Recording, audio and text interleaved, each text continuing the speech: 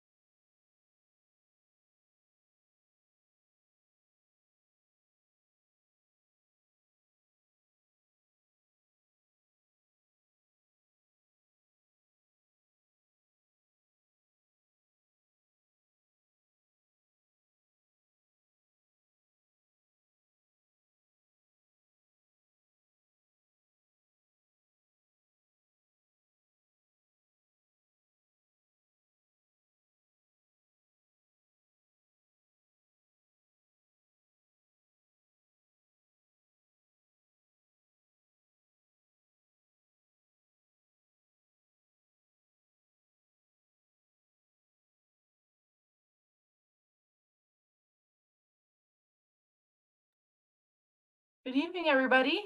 Thank you for being here at our Evening with Germanna Virtual Lecture Series. My name is Shannon Doherty. I am our education manager, and I'm going to be facilitating tonight's virtual lecture.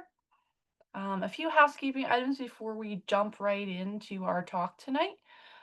First of all, we are always so grateful and thankful to our generous Sustainers Circle supporters, many of whom are listed on the screen tonight.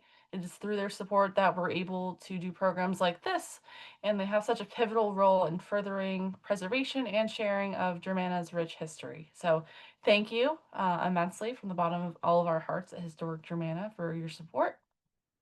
A few other housekeeping things. This lecture will be recorded and it will be uploaded to our Vimeo in a few days, so that if you want to come back and visit it, or you have other people who might be interested, feel free to pass it along. Um, Otherwise, if you have any questions at any point, please drop them in the chat and we'll kind of compile them for the end of the lecture, and Elizabeth will tackle them at the end there. If you have any troubleshooting issues, again, send a message in the chat and I'll do my best to get you sorted out. Otherwise, without any further ado, I am extremely honored to welcome Elizabeth Comer.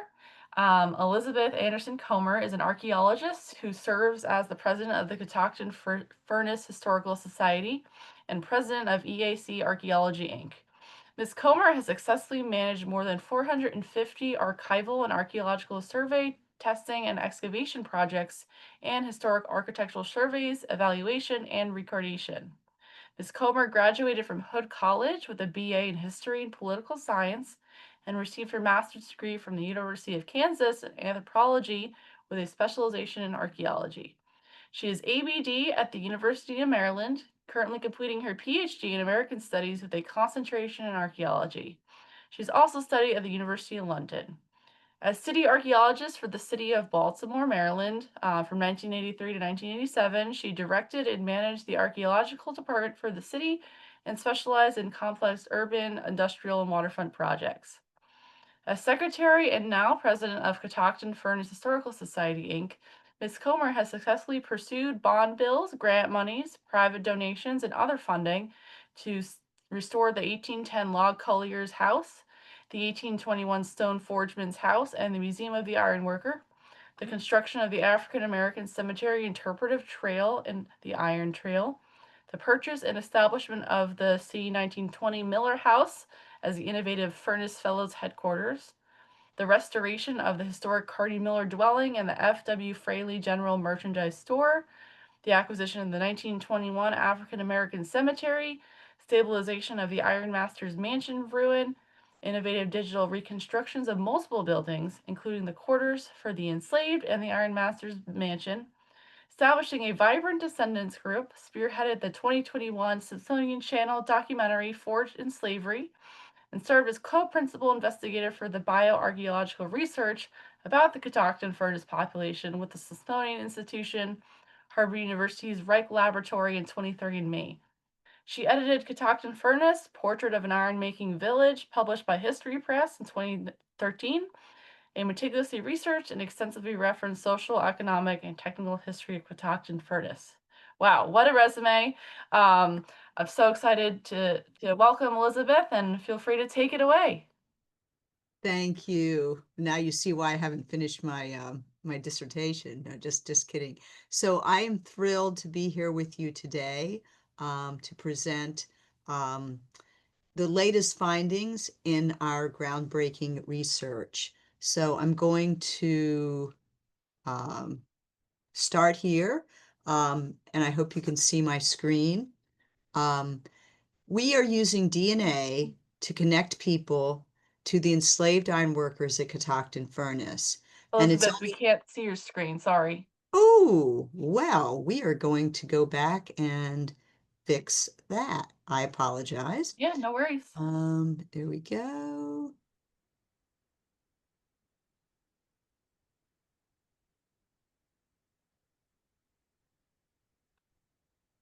All right, I think we could see it now. Right, and now I'm going to make it full size.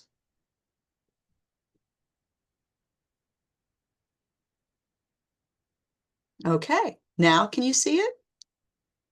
Yes, perfect. Thank Great. you. All right, my pleasure. So again, thank you for inviting me this evening to present our latest research that is being used to connect living people to their enslaved ancestors who are our skilled iron workers at Catoctin Furnace. So in August of 2023, so just 2 years ago, we published in Science the genetic legacy of African Americans from Catoctin Furnace. And what this groundbreaking research did was demonstrate that it was possible to wed the power of the massive direct-to-consumer ancestry databases such as 23andMe with ancient DNA technology. And often people ask me, well, wait, isn't that, what about Monticello? What about the way in which the descendants of Sally Hemings and the descendants of Thomas Jefferson have been connected? But in both cases, or in those cases, they were comparing DNA from living people, living ancestors, living descendants of enslaved, living descendants of Thomas Jefferson. So what we were doing for the first time was taking degraded DNA and comparing that to living DNA. So a very different process. I wanted to show this cover of Science Magazine with you because I really just love it.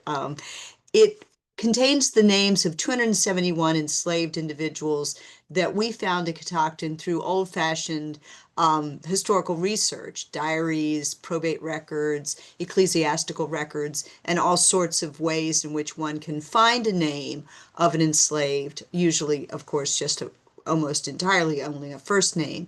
But in our case, we did find these names, and we were able to, or the artist was able to connect them as emanating from the double helix structure of the DNA. So I just think this is a very powerful image of the cemetery and the roots that we are tracing from the past to the present. So what we did is we used and are using, because I had a phone call today from an individual in Georgia exploring her connections with Catoctin.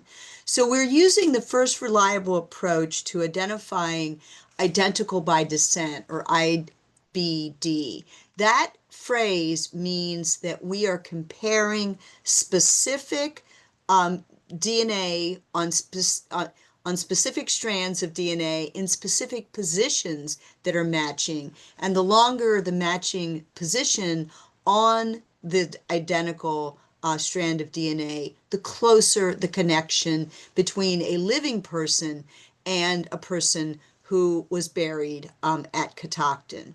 So again, the first reliable approach to identifying IDB connections between present day and historical people. And we compared the DNA of 27 African Americans who labored at Catoctin Furnace through the late 18th through the 19th centuries. And this cemetery began about the time of the American Revolution and was utilized until approximately the 1830s, possibly until 1843. And I'll explain later why that date. But anyway, we were comparing them to the more than 9 million research participants in the 23andMe direct-to-consumer genetic database. And I will say that we started out with Ancestry.com, and we pivoted to 23andMe because of the connection between our partner, the Reich Lab at Harvard, and the 23andMe company. So that was and plus they were developing this this proprietary connection or proprietary procedure, if you will, protocol to compare identical strands of DNA, identical positions on identical strands of DNA. So our findings were that we identified 41,799 modern relatives. These are only in the 23andMe database, so obviously the number is much, much, much higher. But of these, 2,975 were extremely close and likely direct descendants. And we have met and are working with several of those. And it's a very exciting, I can't describe how amazing it is to connect people with their enslaved ancestors. And we also traced the enslaved people's origins to Africa by sampling DNA from historical people with close ties to Africa. We showed that the enslaved workers at Catoctin derived from actually a very small number of African ethno-linguistic groups, particularly the Wolof of West Africa and the Congo of Central Africa. Those are two of the primary examples. And we restored personal stories through families. So within the cemetery, we identified 5 genetic families, primarily composed of mothers, children, and siblings buried close together. And then, really importantly, we offered methods of communicating with descendants. We developed protocols to inform descendants and to provide critical information and support, particularly even support through counseling for this information that was provided to descendants. So how did this process all begin? So Catoctin Furnace lacked a collective memory that included the African American population. And I'm old enough to remember the bicentennial, and I remember that the narrative that was presented at Catoctin for the bicentennial was one that really told the story of the European American skilled ironworkers. And this is primarily because the European American skilled ironworkers who replaced the enslaved in the 1840s, their descendants were still in the village. So it made sense that the narrative for the bicentennial of making 31 tons of cannonballs for the siege of Yorktown, making cannon and so forth, that would be connected with the European immigrant ironworkers who were the primary workforce from the mid-19th century until the furnace shut down in 1903. So in 1972, so 53 years ago now, the Catoctin Furnace Historical Society was founded, and it was founded as an activist organization because there was a roadway threat, and they were using Section 106 of the Historic Preservation Act of 1966 as a way to ensure that the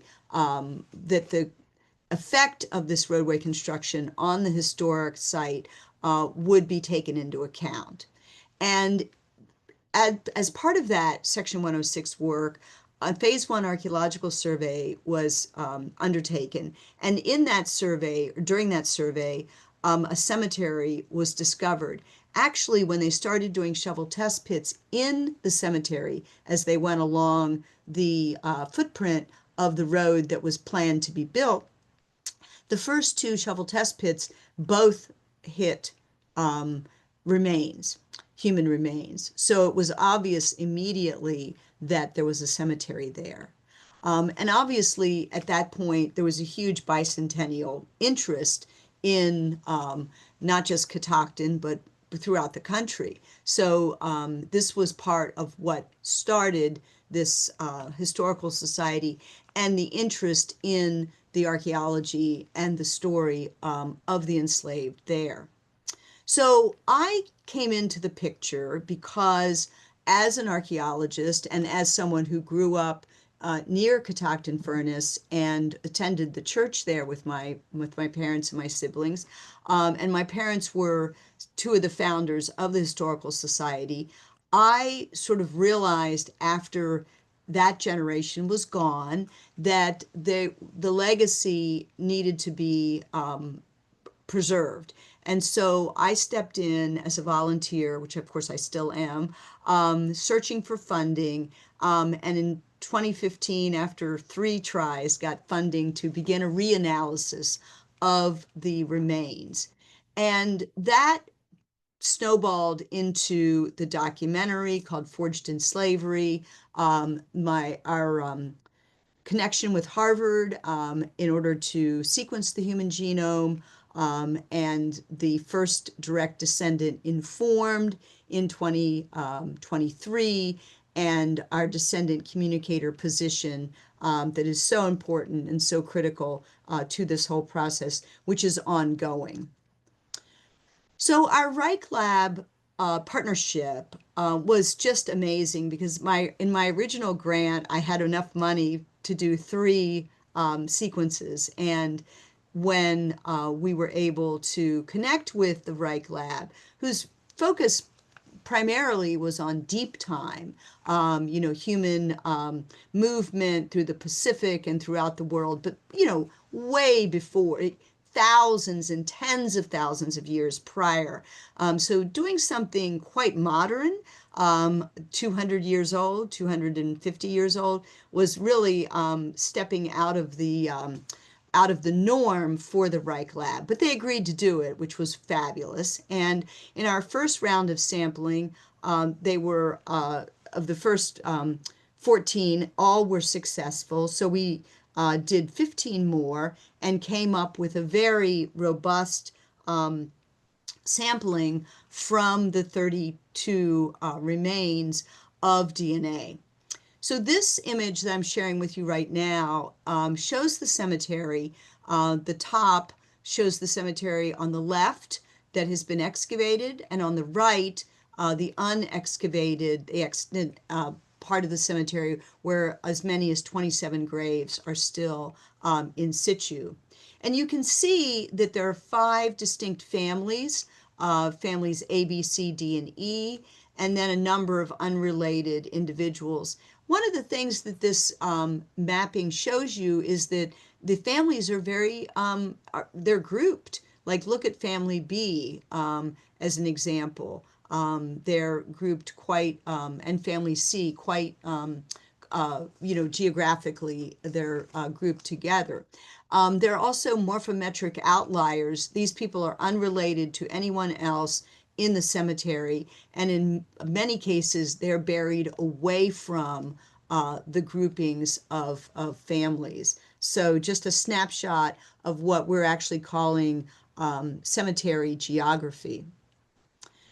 We were able, through another grant, to really bring 2 of the individuals to sort of a way in the Museum of the Ironworker of presenting them and not just as a statistic, not just as an age and gender and, that sort of very sort of dry information, but to actually do a CAT scan of the crania of this young man and this mom, and then create, using CSI techniques, create their facial features through an amazing studio in Brooklyn called Studio ICE or Studio EIS. And these individuals really do just people come into the museum and they see them, and the understanding is phenomenal because you're looking into the faces of these individuals who lived and worked and died at Catoctin. So why did we go with 23andMe? It's because they have data from over 10 million individuals who consented to participate in research. 4.6 million in the US, 17,000 in Africa, and 260,000 in Europe. And so these individuals, were, because they agreed to the research, we were able to access not who they were, of course, but just in general, their DNA to compare to other DNA. So what type of genetic signal are we looking for? So as an example, if you look at the green column, the green coloring, so if your paternal grandfather inherits a DNA or gives DNA to your uncle and to your father and then to you, you can see it's constantly decreasing. However, if it's what we were comparing was identical DNA at the identical position on the strand of DNA. And so you can see how it goes from one generation to another. Everyone shares identical DNA in one position: you, your uncle, your father, and your grandfather. So many close relatives share many long segments of identical DNA. The longer the segment, the closer you are related to the person. The shorter the segment, the less close you are. So very distant relatives can share a single short segment of DNA. They're still related, but it's not a close relationship. I mentioned earlier that one of the most fascinating parts of our research through DNA has been to identify areas in Africa where our individuals at Catoctin came from, were captured in and brought from.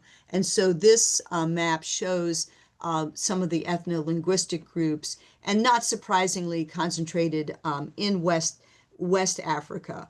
One of the things that we have realized through our research is that we have individuals who are related to only, for instance, one or two ethno-linguistic groups that are very closely geographically related in Africa. And then we have other individuals who are related to 9 or more ethno-linguistic groups, all the way from Tunisia to Zanzibar. And that kind of mixing would not have happened in Africa because the continent, of course, is enormous. So it indicates that those individuals with all those ethno-linguistic group links were in the United States or in the New World for quite some time, multiple generations, to have been able to meet and marry and other people from vastly different parts of the continent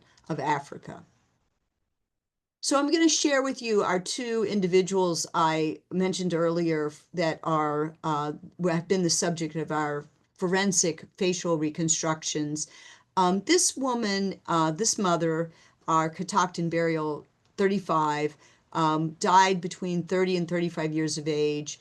She's 96% African, 4% European, and she's buried with her brother and her son.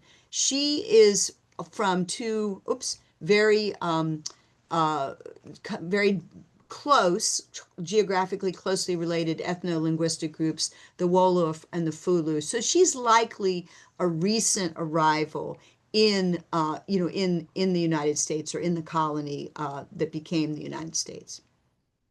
Catoctin Burial 15 is a young man. He's only 15 to 16 years old. He's buried with his sister, and either another sister or his mother. The DNA has not been able, we have not been able to determine that through the DNA.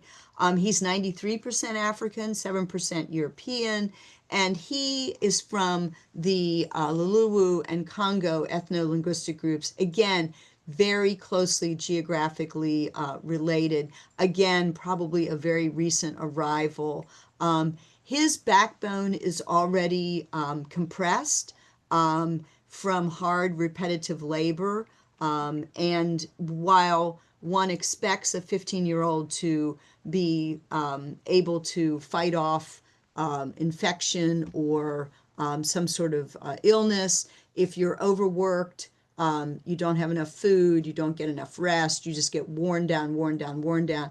That could be the cause of his very premature death. So I mentioned Catoctin Burial 2, 88% African and 9% European. These are 9 ethno-linguistic groups, and as I said, they're spread all throughout the continent of Africa, and probably this young toddler, less than a half a year old, was his family had been here for multiple generations.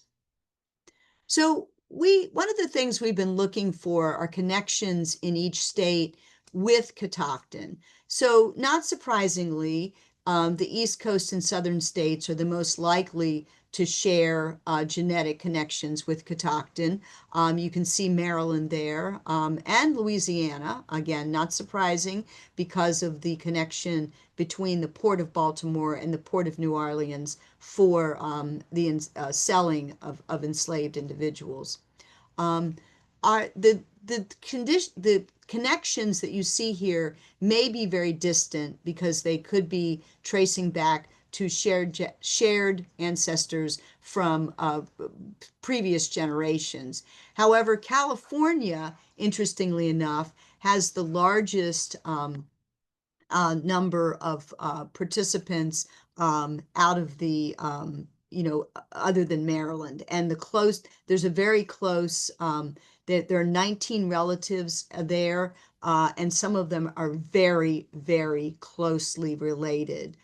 In other words, great, great, great, great. And we're hoping, we can't contact them because we don't know who they are because of privacy, but we're hoping someone contacts us from the LA Basin area because they are directly related to the mom I just showed you. She's a 5th generation relative with a huge amount of shared DNA, 200, pardon me, 280 centimorgans, just very, very, very close. So what does it mean to be genetically related to someone from Catoctin? So there can be a direct line of descent from you to your parents, your grandparents, your great-grandparents, and your great-great. But then you can also be related and see in the DNA a collateral descent, a collateral relative. And in this case, if you look at the green dot, that individual is your relative, but not your direct ancestor. So that individual could have been a Catoctin rather than your great-grandparent or your great-great-grandparent. It still means you're connected. That doesn't, we're just trying to help people find how they're connected through their DNA matches. So an example here is a research participant who shares a 9th degree relationship with family A at Catoctin. And you can trace them through their connection through the generations.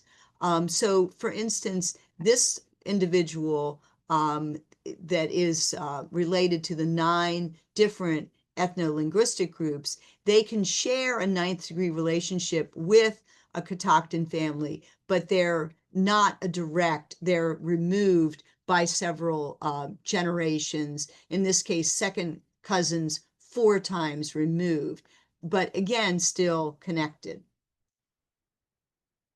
Through our relationship and partnership with 23andMe, what we've been able to do is really localize the African ancestry of the Catoctin individuals and identify genetic connections between the Catoctin individuals and the research participants in the 23andMe database, and then reconstruct really detailed family pedigrees linking Catoctin individuals to their closest living relatives. And of course, very importantly, identify direct descendants. So burial 12 at Catoctin is a female child. The grave was marked with a headstone and a footstone, and these are locally sourced field stones that are not marked. Well, I should say there's no discernible marking. I would like to be able to, at some point, get a grant to look at these gravestones through an electron scanning microscope to see if there's any possibility that there is any kind of marking that's not visible to the naked eye on them. But at this point, they do appear to be unmarked, although carefully chosen because some are round, some are, pointed, some are cryptocrystalline, so they kind of reflect light. So, but they do not contain any specific information. So this little infant, really neonate, was buried in a coffin about 1.3 feet below the surface. There were some nails and screws and traces of shroud pins, and one was retrieved from the top of the head. And so in trying to figure out who and how this little toddler was connected to an individual now, we began looking, we began looking, as I said earlier, at through historical records of who the names were and where we might find people connected with Catoctin. And this was before we actually were able to start processing the DNA. So we got very lucky, frankly, very, very lucky, because there was a young man who kept showing up whose name was Hansen. It's a very unusual first name.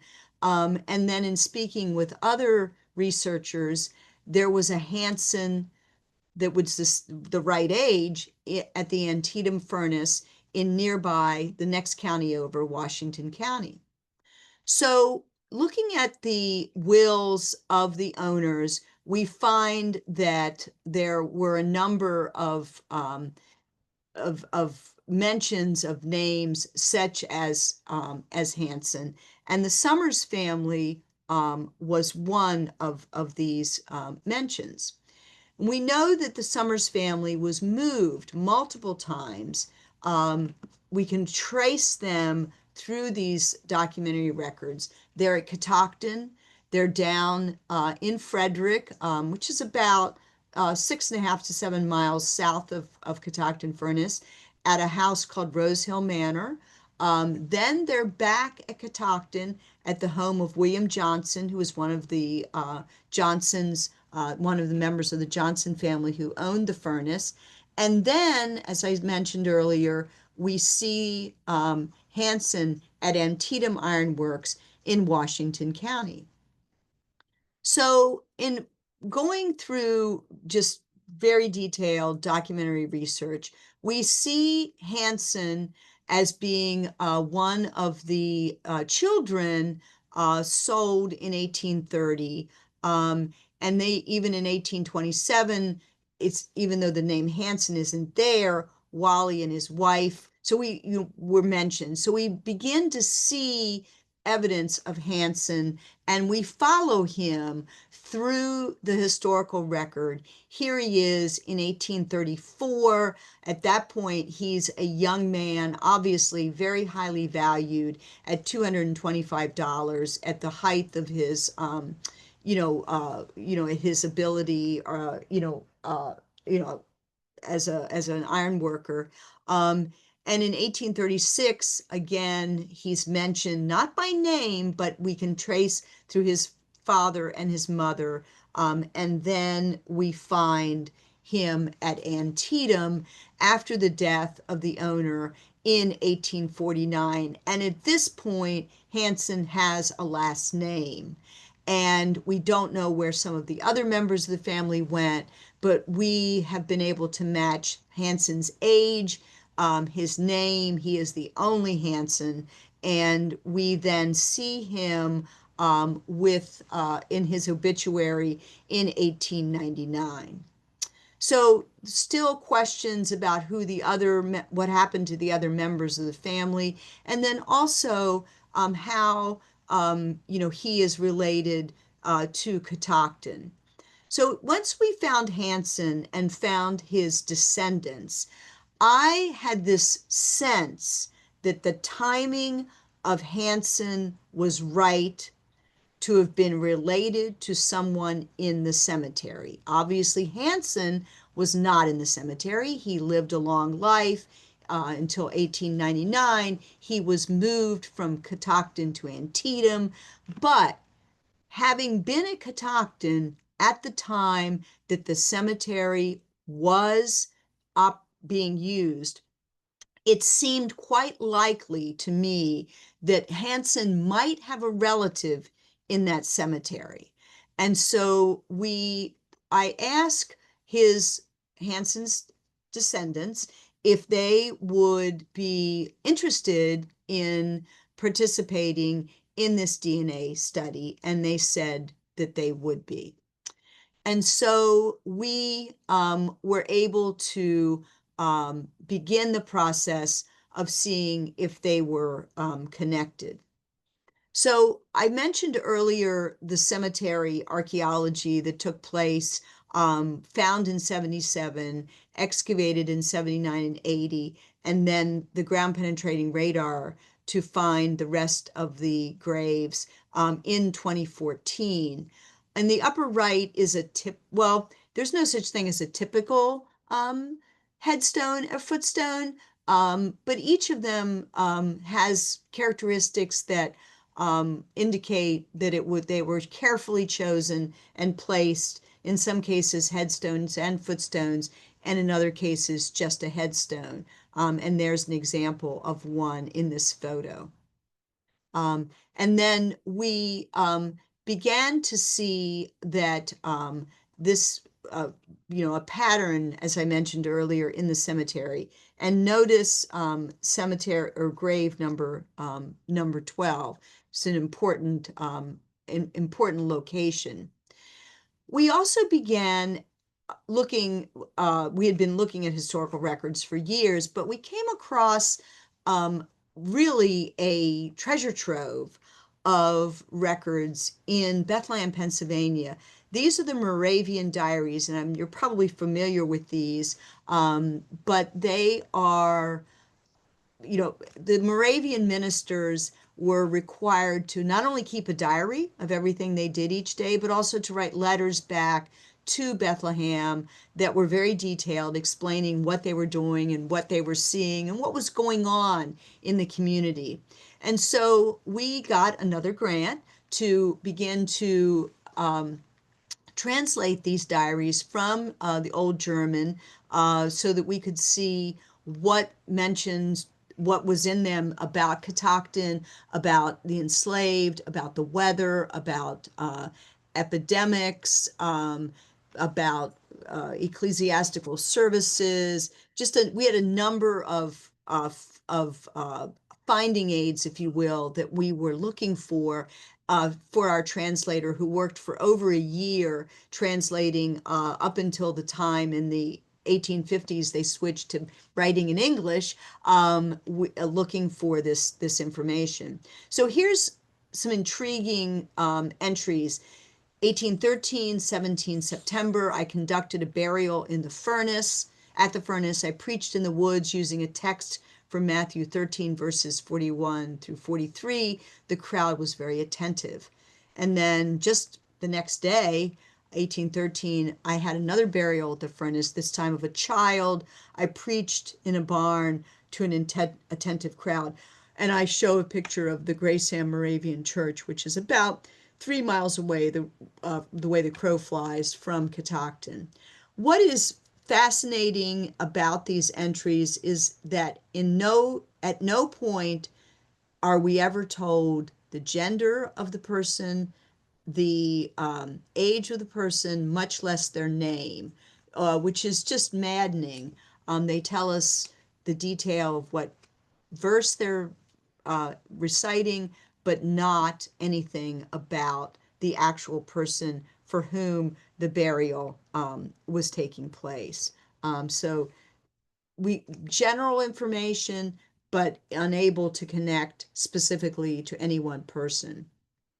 So I mentioned Burial 12, and this is the location of it before when it was excavated. You can see the roadway and the Jersey barrier right there beside it. And that is the little toddler that we have been able to now connect to a family who are their direct descendants. So here's what we figured out. Hanson Summers married Caroline Deffing, who was born in 1822, had 8 children. One was Emery. Emery had a son, another Emery. Emery had a son, Gilbert, who married Sally, and Gilbert and Sally had a daughter, Agnes Louise Summers. And Agnes is a direct descendant of Catoctin. This is some of the genealogical research that we were able to do for the Summers family, or able to find. And here we are telling Agnes and her 4 daughters what we had found, that Agnes shares 120 centimorgans with that little toddler. And it's just been an amazing process of really connecting the family to their skilled, enslaved ironworker ancestors. So there are many connections that we're making in what we're calling kinship archaeology. Collectively, before we had any DNA, before we had anybody connected directly to Catoctin, we came up with this idea of a collective kinship so that any and all African Americans who visited Catoctin could feel a connection and sense, just be part of this skilled ironworking legacy. And then, of course, there's deep time kinship, and I mentioned that earlier. Connections to Catoctin individuals, but those connections are all the way back in Africa prior to the Middle Passage. So again, still connected, absolutely, but in deep time. And then collateral kinship, not a direct kinship, but an uncle or a second cousin twice or 4 times removed.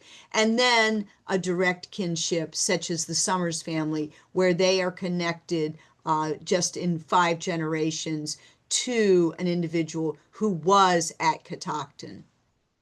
So we are using publicity to reach descendants through our articles. We're returning the results to people with at least 30 centimorgans of identical by descent DNA, and those are significant matches. We're also returning results to people with much lower centimorgan connections through identical by descent. So they are connected, they're just connected more more distantly. And so we're building community with an NEH-funded descendant communicator. They're meeting weekly, they're working on a book. And they're creating a Mayflower type society of skilled ironworker descendants. And we have managed to acquire the cemetery. It took 7 years to raise the money, but it's done. And we are giving it to the state of Maryland so it will become part of the state park and collectively owned and no longer individually owned by anyone. A little bit about the Catoctin Furnace Historical Society, shameless self-promotion, if you will.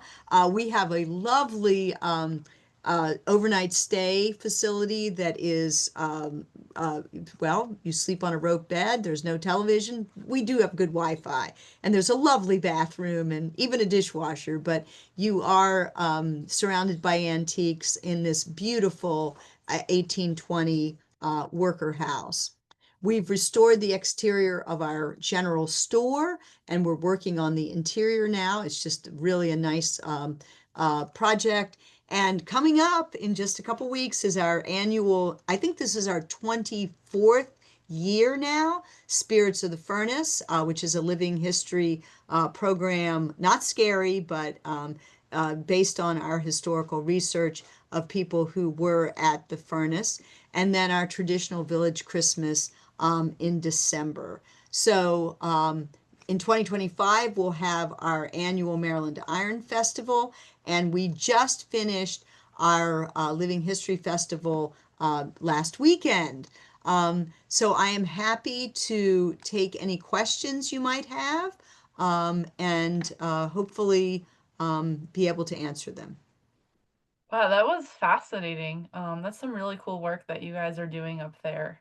I have a few questions myself, and maybe some other folks will be brave enough to pop some in the chat. But in the meantime, um, can you tell me a little bit how what the experience of an enslaved iron worker was at Catoctin? And then you also mentioned there was sort of a transition from enslaved Africans to white paid laborers. Can you talk a little bit about that?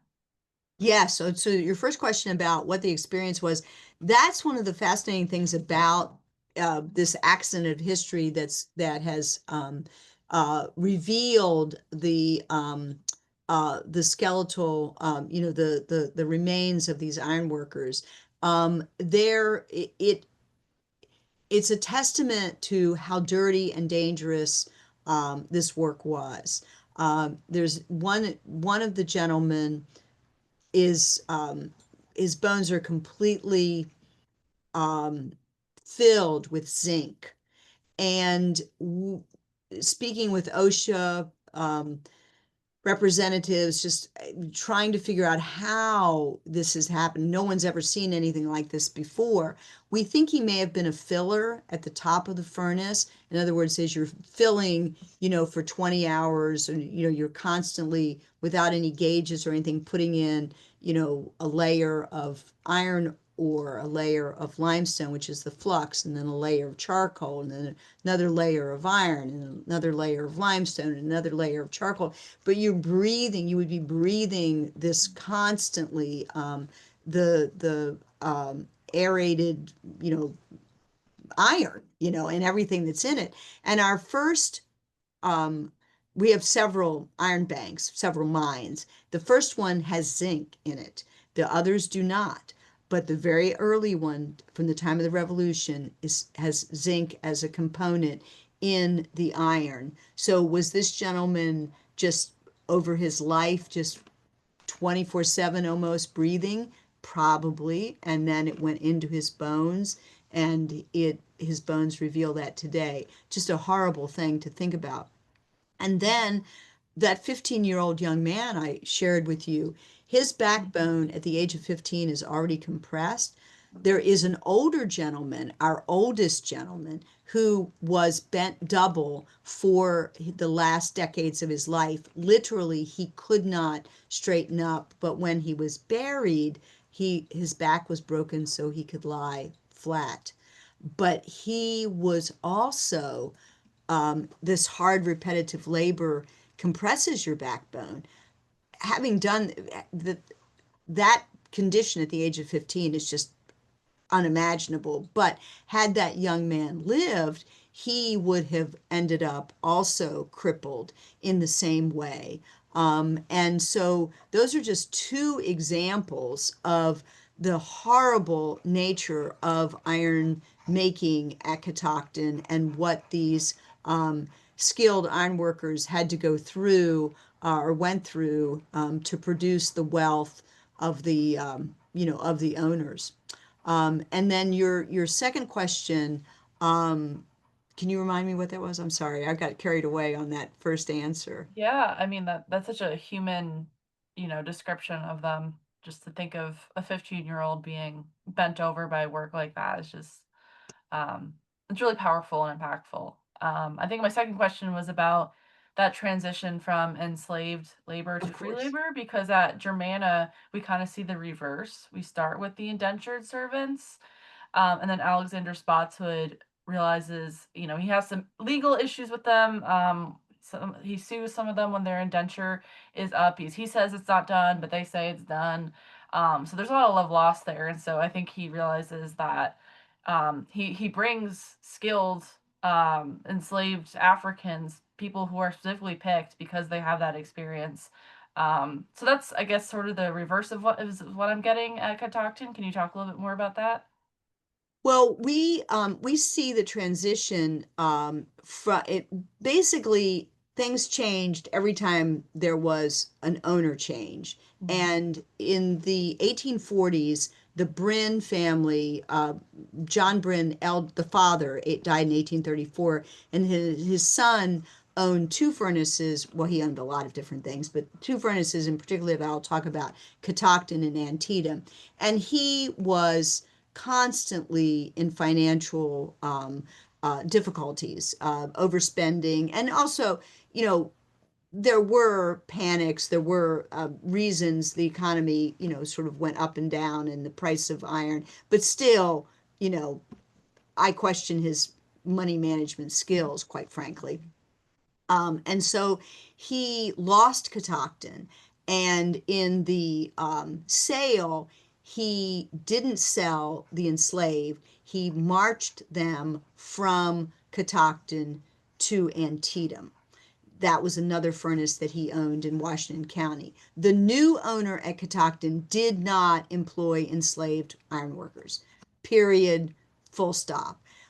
He did have an enslaved person in his house in Frederick, but that was the end of enslavement of African Americans at Catoctin. So what we see is this very abrupt change that is linked directly to a new owner who had just had a different, I guess you would call it business model. So that is what happened until 1843, when these enslaved individuals were marched from Catoctin to Antietam. Every owner at Catoctin, from the time of the Revolution until that period, employed enslaved skilled ironworkers. Hmm. Mhm. That's good to know. Thanks for sharing that. That was Sure. interesting. Um, how would you say the experience of doing this DNA genealogy is different for, a descendants of enslaved community versus, if you're doing this same research from a a wealthy white family? How would you say these are different experiences? Well, very, very different. Because I mean, for instance, can, go to Germany or, the Alsace, and I can literally, and I have walked into the church where, 400 years ago, the baptism took place. That ability, I mean, not everybody wants to do that, not everybody cares, but we can. And that ability has been robbed from the African American population, just full stop. And so this DNA, I mean, as Skip Gates says, this is the way to get over the proverbial brick wall of African American genealogy. This is it. There's no other way to do it.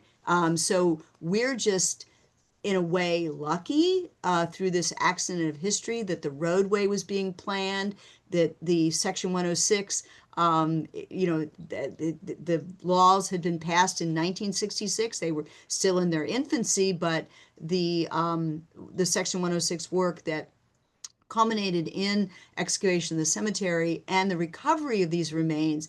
And then State Highway Administration in Maryland had no facility at that point. So luckily, the field director contacted the Smithsonian. They agreed to take the remains, and they've been curated there and very well cared for ever since.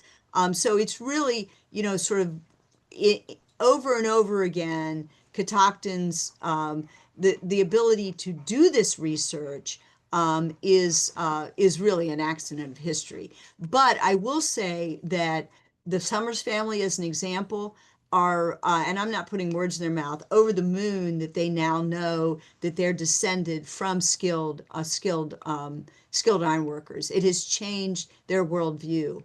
So it is a win-win for families who have had no ability in the past to know their connections and to know their ancestors, and now they can. Yeah, that's wonderful. I love what you said about kinship archaeology. That's a really cool term. Someone is asking about the documentary that is related to this research. Can you share a little bit more about that? How one would find it? Sure, it's on Paramount Plus. It's the Smithsonian Channel called Forged in Slavery, and it's for there is a link on our website. It's 48 minutes, and it's very they did a really great job. It's really accurate.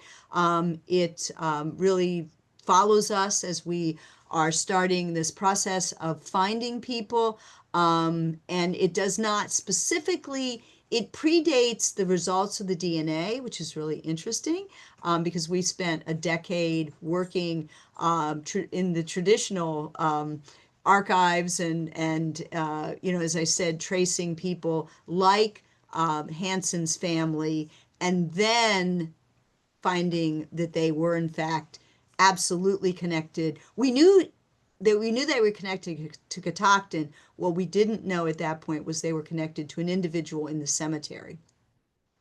Hmm. So Okay, yes, cool. please, it's very good. The Smithsonian Channel did a really great job, I have to say. So please do watch it. For sure. We have another question that's more gauged, I guess, towards my expertise, lack thereof. Someone's asking about if any archaeology has been done at the Spotswoods furnace, which is sort of what Germanna led Mhm. to, and I don't know. I don't know what has been done and what if they've found any quarters or cemetery there. I can investigate that further, and maybe find out some more. And one last question, if anyone else doesn't have any, what has been the most surprising thing that you've come across in your project, your extensive research project? Oh, that's a great question. Oh gosh. Um, I guess I shouldn't have been surprised, but this is this is telling. I was doing an oral history about 6 years ago with an elderly gentleman who lived in the greater sort of village, so within a square mile of the furnace. And we were talking about his childhood and his going to school and just growing up on a farm and what that was like, just getting a feel for a mid you know, second quarter, basically, of the 20th century life of a young boy growing up in this community. And he said, I saw German prisoners of war before I saw a black person. And I'm like, ooh, wow.